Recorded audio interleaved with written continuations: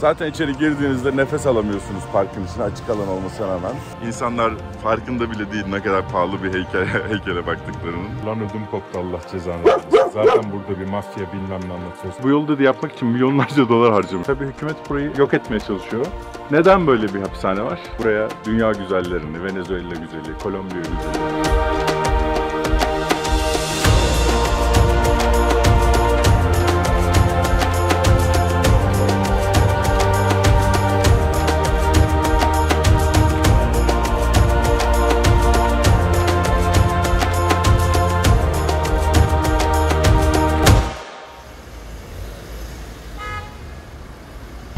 Evet arkadaşlar, sabahın köründe kalktık. Neden kalktık? Çünkü dedelerimizin mezarını okumak için. Evet, are you guys ready? Oh yeah, of course. Yeah. To visit, we're gonna visit our grandfather's graveyard today. Yes. Shame on you. You never visit your forefathers' graveyards, but you're visiting now. So there my friends. Arkadaşlar bunlar benim Brezilya'dan ve ABD'den arkadaşlarım. Hola, ¿qué tal? Hello. Evet. Sí. Bakalım neler başımıza gelecek. Yes. So guys, we are on a hill looking at Envigado. Envigado is in el centro. It's like a town, very popular in Medellin, and his grave is looking at that view. He's actually watching his buildings. Yes, So he's like his digging one right here. people. Yeah, this is for me. Yes. Allah'ım. Evet. Geldik. Biliyorsunuz burs veriyoruz tüm gelirlerimizle ve Just English bana inanılmaz yardımcı oluyor. Just English dil okulları. Onların Türkiye'de onlarca okulu var ve Amerika'da New York ve Los Angeles'ta da dil okulları var. Dünyayı gezmek için dil öğrenmeye ihtiyacınız var. Dil öğrenmeden de gezebilirsiniz ama insanları anlamanız için dil öğrenmeniz gerekiyor. Onun için de İngilizce en önemlisi. Dil öğrenmek için de bana desteğini esirgemeyen Just English'in Amerika'daki ve Türkiye'deki dil okullarını tercih edebilirsiniz. Escolta, con el escolta el que él habló, lo último que él habló pues, porque mataron pues ya lo último, So it's like the last person they killed. y ahí está ya que fue a probar ningún puesto.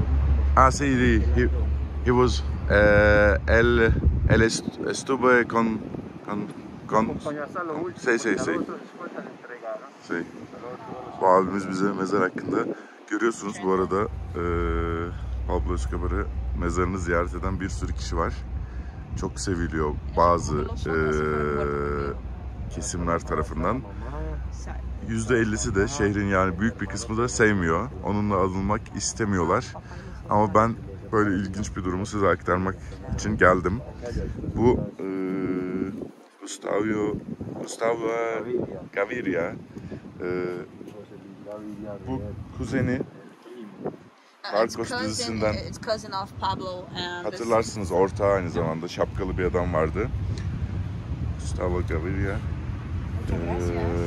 Bu da oğlunun mezarı. Görüyorsunuz Envigado kasabasına bakıyor.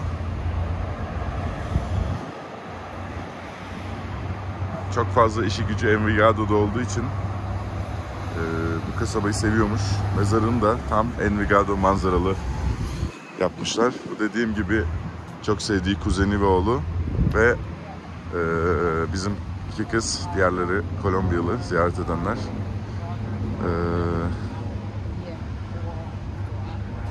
Şimdi bakın, insanlar çiçek falan bırakıyorlar. Bu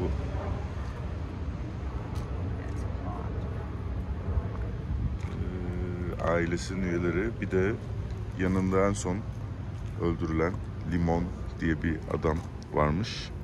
Onun da mezarı var. Birçok çiçek var. Few people really know the essence of your life. Exactly. a lot of things. You know the what? The essence of it. Yeah.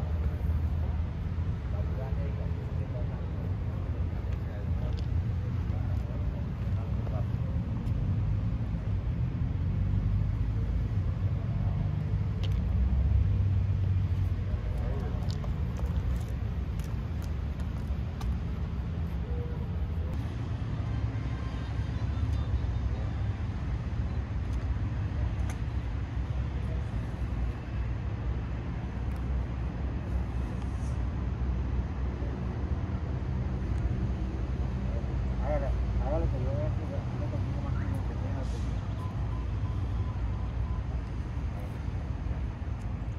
que... Az önce bir tane adam böyle çok üzgün bir şekilde gelip yumruk attı mezarın üzerine. Ama yani böyle sevgi sembolü gibi yani attı. Onu çekemedim. Etrafında çok pislikler vardı. Oyarlar arkadaşlar, oyarlar. Burada 5 dolar için adamın kafasına sıkarlar. Çok tehlikeli. Girls, this is Park Periodista, the journalists' park. So it's called the journalists. So traditionally here, everything is allowed. Any drugs you want. Anything. Bakın arkadaşlar, burası çok tehlikeli bir bölgesi. Park Periodista deniyor. Saça bak. Gazeteciler Parkı.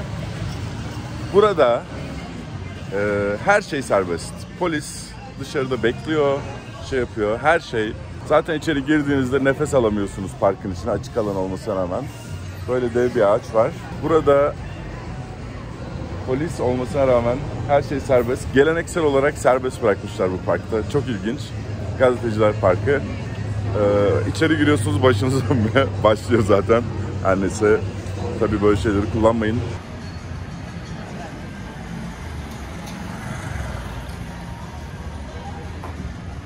Venus Durmiente. 1994 yılında Botero tarafından yapılmış uyuyan Venüs heykeli. Botero tüm resimlerinde ve heykellerinde kadınları, erkekleri, çocukları şişman halde çiziyor. Bakın, Botero heykeline imzası var. Andresito yazmış, küçük Andres. Los Pepos yazmış. Allah belanızı versin.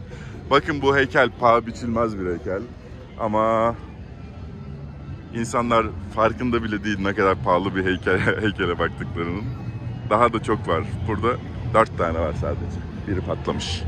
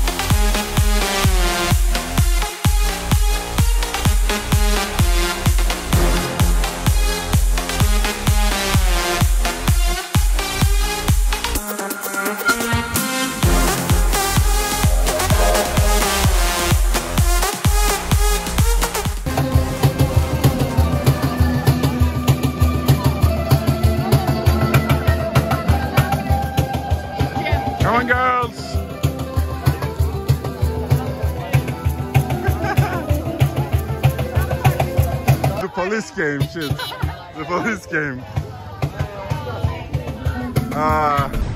Dostlar nasılsınız? Hop. Medellin şehrinden selamlar.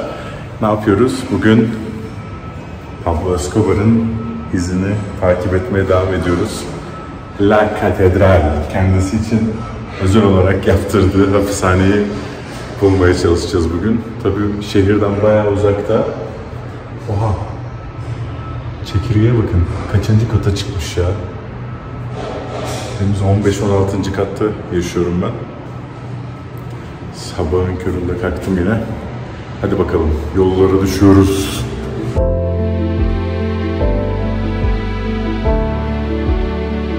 Escobar'ın hapishanesine ulaşmak için ilk önce Envigado'ya gelmek gerekiyor. Envigado, Medellin'in 20 dakika dışında. Eskiden farklı bir şehirmiş. Şu anda Medellin'e bağlı. Envigado'nun katedrali de var, böyle güzel. Pablo Escobar bu şehirde doğmuş. Yani Envigado'da doğmuş.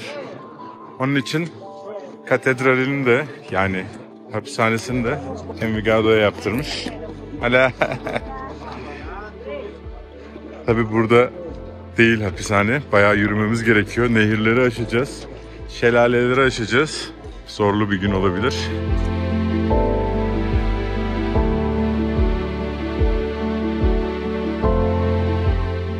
Evet, Escobar'ın hapishanesine geldik. Ama daha böyle 10-15 dakika mesafe var çıkmamız için. Burada bir askeri kule var. Bu askeri kule normalde Kolombiya askerleri oluyormuş. Tabii Escobar rüşvet veriyor bu kuledekilere. Ya da kendi adamlarını koymuş daha sonra. Lan ödüm koptu, Allah cezanı versin. Zaten burada bir mafya bilmem ne anlatıyoruz. Lan bırak! Şu anda bu kule, askeri kule. Tabii üzeri yıkılmış. Valle de la Miel. Yani İspanyolca Bal Vadisi. Buraya Bal Vadisi deniyor. Çünkü bu vadi Medellin'e çıkan bir vadi. Bal Vadisi. Buraya da bunları arıyorlarmış. Sebastian Antonio Restrepo Sierra. Daha ilginç bir şey daha var. Bakın şimdi göstereyim. Bisikletçileri göreceksiniz. Buraya turist öyle gelmiyor. Escobar'ın katedralini görmek için. Biz Escobar'ın her şeyini takip ettiğimiz için. Evet, şimdi Pablo Escobar'ın hapishanesi La Catedral'den drone'u süreceğiz. Ama neredeyiz? Pablo Escobar'ın helikopter pistindeyiz. Buraya helikopteriyle gelip gidiyormuş. Çünkü çok yüksekti burası.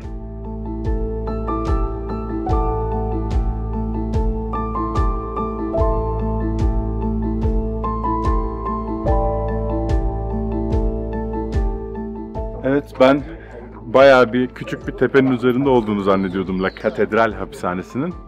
Biliyorsunuz Kolombiya hükümeti Pablo Escobar hakkındaki her şeyi silmeye çalışıyor. Ama bu küçük bir tepenin üzerinde değil, dev bir dağın üzerine yapılmış bu hapishane. Neden böyle bir hapishane var? Kolombiya hükümeti diyor ki, bir anlaşmaya varıyorlar. Hapse girmelisin diyor Escobar'a. Escobar da diyor ki bir şartla girerim diyor. Hapishaneyi ben inşa edeceğim diyor. Kendine hapishane inşa ediyor ve ismine de La Catedral diyorlar. La Catedral demelerinin sebebi Envigado kasabasındaki katedraldeki ahşapların kullanılması. Ne yapıyor? Kendine helikopter pisti inşa ediyor ve böyle bir tepede. Bu tepede olmasının sebebi de şu: bu tepe her zaman sisli. Kaçmak için her zaman fırsatı var. 2, dev bir malikane aslında, bir hapishane falan değil. Kendi adamları var, kontrol ediyor. Buraya dünya güzellerini, Venezuela güzeli, Kolombiya güzeli, hatta futbol takımlarını getiriyor. Ulusal futbol takımını getiriyor, burada maç yaptırıyor hapishanede. Bu da önceki hali. İşte bira içiyorlar. Kendi kuleleri var kontrol eden. İşte çocuğunun şeyini kutluyor. Bu oğlu, kızı, bilardo salonları, zarsurt.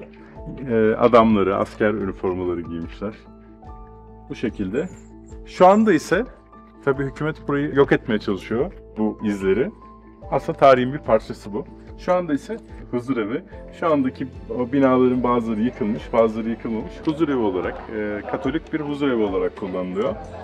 İşte burada da sadece burada göstermişler. Bakın işte eskiden böyle bir kanlı katilin yuvasıydı. Şu anda ise Böyle bir sene kalıyor Pablo Escobar burada. Tabii kaçış rotaları var. Bu arada cidden Medellin'in en güzel yerlerinden bir tanesi. Doğa falan müthiş. Yanında da dev bir şelale var böyle. Şimdi Pablo Escobar'ın La Catedral cezaevinden, hapishanesinden kalanları bulmaya çalışacağız.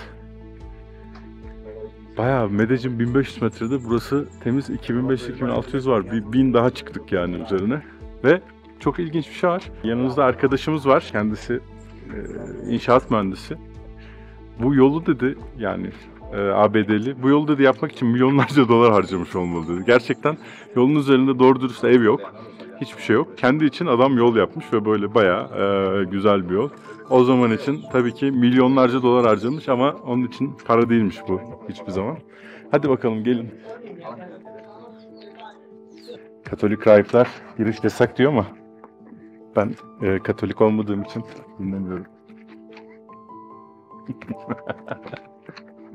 Evet. Bu gördüğünüz daha yıkamadıkları şeylerden bir tanesi. Burada sözde askeri kontrol var. Escobar'ı kontrol ediyorlar ama buraya ya böyle oyuncaktan işte şişme kadın koyuyorlarmış silahla, ya da işte kendi adamları duruyormuş.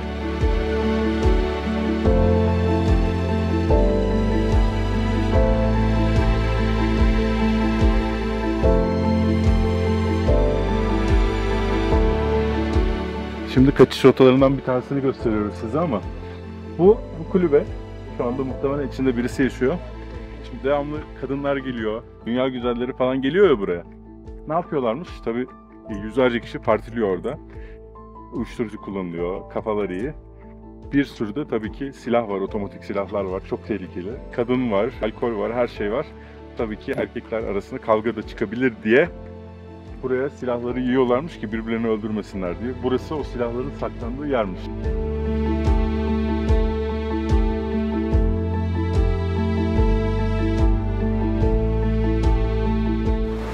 Evet, şu anda Salto, yani Pablo'nun kaçış rotalarından bir tanesindeyiz. Salto Angel Şelalesi'ne gidiyoruz. Burasının özel bir yeri var. Burada insanların bir kısmı Pablo Escobar'ı aziz ilan etmişler. Ama burası Pablo Escobar için özel bir yermiş. Onun azizesi buraya gelip burada dua ediyormuş Pablo Escobar her zaman. Hatta plakalar var Pablo Escobar için yazılmış. Onu aziz ilan ettikleri için bir şekilde. Herkes değil ama bakın, buranın gecekondu mahallelerinde yaşayan insanlar ve ona onun ev aldığı Escobar mahallesi var burada. O evler yapmış. Bazı insanlar aziz kabul ediyor. Ama burası da Pablo Escobar'ın özel yeriymiş. Hem burası kaçış rotası, hem Büyük Şelale'ye gidiyor, hem de onun azizesi. Ama ilginç bir şey var. 4 hafta önce burada bir adam bulmuşlar. Hamaklara sarılı şekilde, ölü şekilde bulmuşlar. Buraya atılmış vücudu.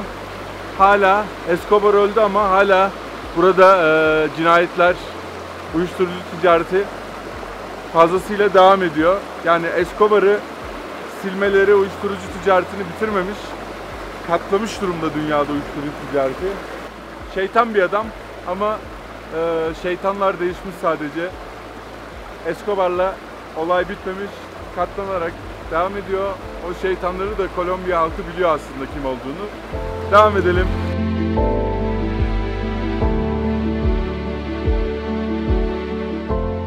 Doğan'ın yaptığı merdivenlerden çıkıyoruz, ağaç köklerinden.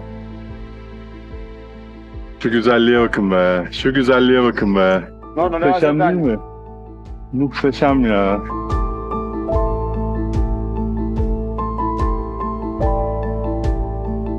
Burada tembel hayvanlar var, yılanlar var. Küçük tigrillo denilen küçük bir kedi çeşidi var, vahşi kedi çeşidi var. Muhteşem, çok güzel. Dağ aslanları var, pumalar var. Ama Amerika'daki gibi değil pumalar. Daha küçük, biraz daha küçük Amerika'dakinden. Tigrillo çok tatlı ama fotoğrafını göstereceğim çünkü burada yakalamamıza imkan sonu görmemiz.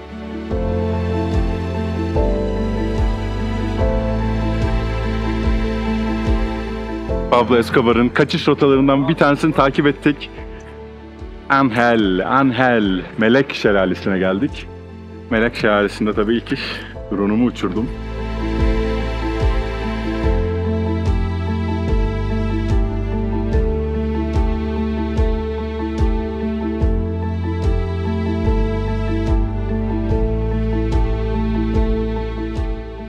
gördüğünüz kule bir gözlem kulesi. Tabii ki Pablo Escobar astronomik gözlem için kullanmıyordu bunu. Ne için kullanıyordu? Şimdi gelin takip edin beni. Alalım. Evet, La Catedral hapishanesi. Tüm Medellin şehrine hakim. Medellin Nehri tam ortadan geçiyor. Şu anda görmeniz biraz zor. Tam nehrin yanında, benim yaşadığım evin orada Pablo Escobar'ın havalimanı var. Gerçekten adamın kendine ait havalimanı var. Şu anda da iç uçuşlar için kullanılıyor. Yani Medellin'den atıyorum Nicoya sahil kasabasına gideceksin. Buradaki Cessna tipi uçaklarla kullanılıyor. Gidiliyor. Ama o zaman ne yapıyormuş? Buradan o havalimanı sadece uyuşturucu ticareti için kullanılıyor. 80'li 90'lı yıllardan bahsediyoruz. Bakıyor uçaklarım gelip gidiyor mu diye. Tabii burayı çok uzak bir yere yapıyor. Ne dedik? Sisler arasında rahatça kaybolup kaçabilmesi için. Zaten kontrol de kendi halinde. Gelin devam edelim. Bakın. Helikopter pisti var. Oradan kendi havalimanından helikopterle havalimanına gidip geliyor. Ya da Kolombiya'nın herhangi bir yerine uçakla ya da helikopterle gidip geliyor. Ulaşması imkansız bir yer. Bir seneden fazla süre burada kalmış. Şimdi La Catedral'den kalan yerleri gezeceğiz.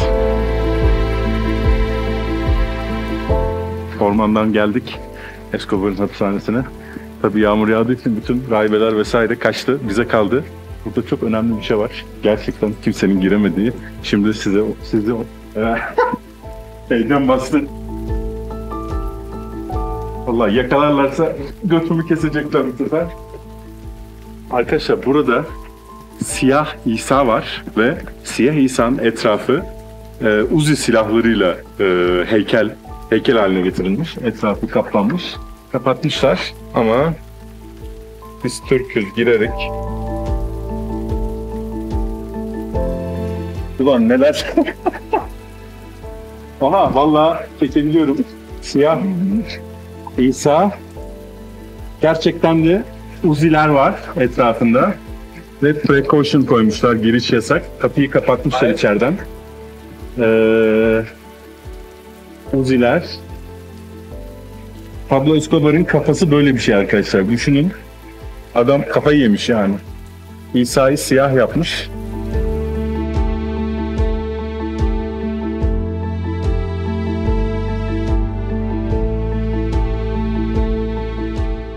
Böyle oyuncak olan Hristiyan oyuncaklarına benziyor ama bir şey var, dolap var.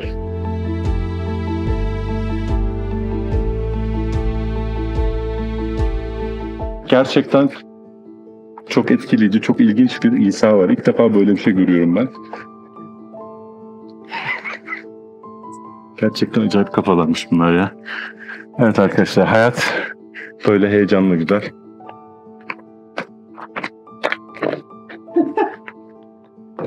Anarchy! Oh my god! Buranın standart tarafımız götünüz ya. Sizler için nelere katlanıyorum be. Bu arada drone çekimlerinde Siyah İsa'nın nerede, nasıl binada olduğunu göreceksiniz. Adam o kadar psikopat ki beyazdan bir haç şeklinde bina yaptırmış. Siyah İsa'yı da oraya koymuş. O haç şeklindeki binayı drone'la çektim. Onu da şimdi... Bu ne lan? Ne ya, Allah belanı. Kendime.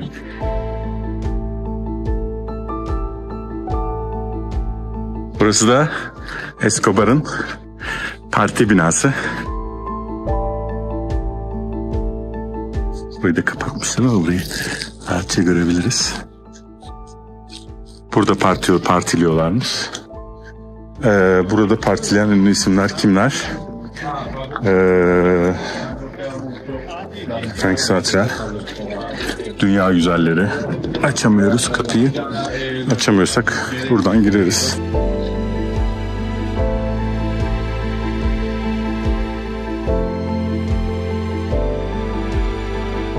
Evet, burası Pablo Escobar'ın diskoteği. O dönemin tüm ünlü futbolcuları, sanatçıları, aktörleri, aktrisleri buraya geliyormuş. Frank Sinatra iyi dostu, Fidel Castro için iyi dostu diyorlar. Başka kimler varmış? O zamanın ünlüleri Mehmet Ali Erbil, Stelio Pipis, Medium Memiş, Medium Keto gibi isimler de 90'larda buraya gelenler arasında. Tabii bu arada üstü falan yıkılmış, tamamen yıkılmış halde. Son olarak size La Catedral'deki futbol stadyumunu göstereceğiz. Burayı tamamen kapatmışlar. Ünlü kaleci Higuita var ya, hala buralarda yaşıyor bu arada. O buraya geliyor. Nasyonel takımın bazıları geliyor futbol maçı yapmaya, Escobar'la. Burada takımı ağırlıyor. Hapishaneye düşünün, milli futbolcular falan geliyor. Öyle bir çılgınlık dönemi yani.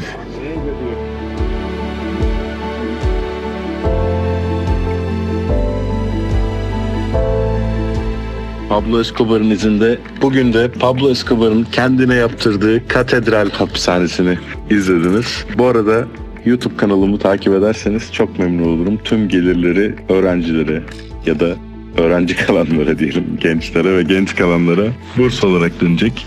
Kendinize iyi bakın. Yeni bir bölümde görüşmek üzere.